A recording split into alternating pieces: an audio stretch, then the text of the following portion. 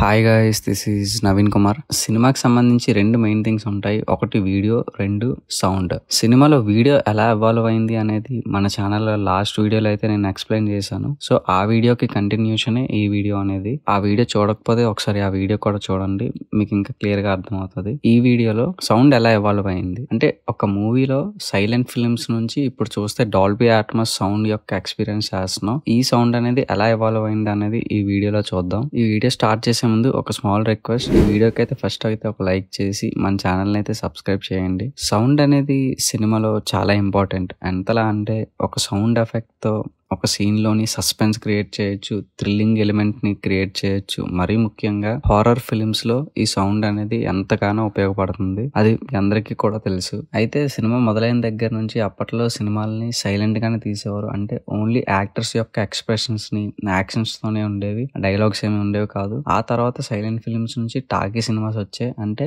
Actors dialogue చెప్తూ act చేసే సినిమాలు. అయితే ఇప్పుడు సౌండ్ సినిమాలో ఎలా ఎవాల్వ్ అయిందో చూద్దాం. First mono sound. అంటే ఈ సౌండ్ లో ఓన్లీ సింగిల్ లైన్ ట్రాక్ అయి ఉంటుంది. లైక్ యాక్టర్స్ యొక్క డైలాగ్స్ అవ్వచ్చు, బ్యాక్గ్రౌండ్ స్కోర్ అవ్వచ్చు, ఈ రెండు కంబైండ్ అయ్యి ఓన్లీ ఒక సింగిల్ ట్రాక్ ఆఫ్ సౌండ్ గా వస్తుంది. దీన్నే మోనో సౌండ్ అని అంటారు. Next coming to stereo sound. ఈ స్టీరియో సౌండ్ లో ఏంటంటే 2 ఛానల్స్ ఉంటాయి. అంటే ఒక ట్రాక్ లో డైలాగ్స్, రెండో ట్రాక్ లో మ్యూజిక్ ఆర్ బ్యాక్గ్రౌండ్ స్కోర్ పెట్టి ఈ 2 ట్రాక్స్ ని కలిపి ప్లే చేసేవాళ్ళు.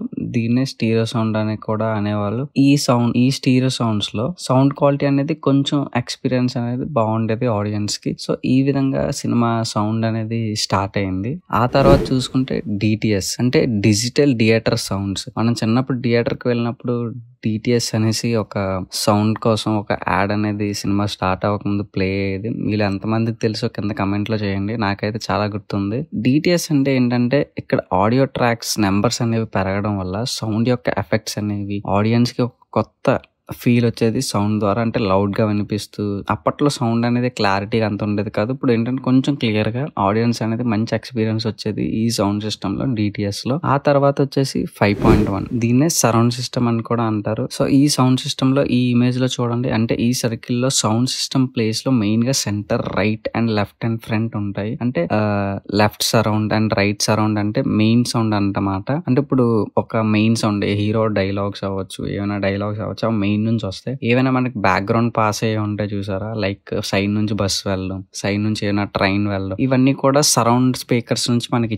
వినిపించేవి. సో ఈ విధంగా డిజైన్ చేసి ఈ విధంగా ఇవాల్వ్ అయిందే 5.1 సౌండ్ సిస్టమ్.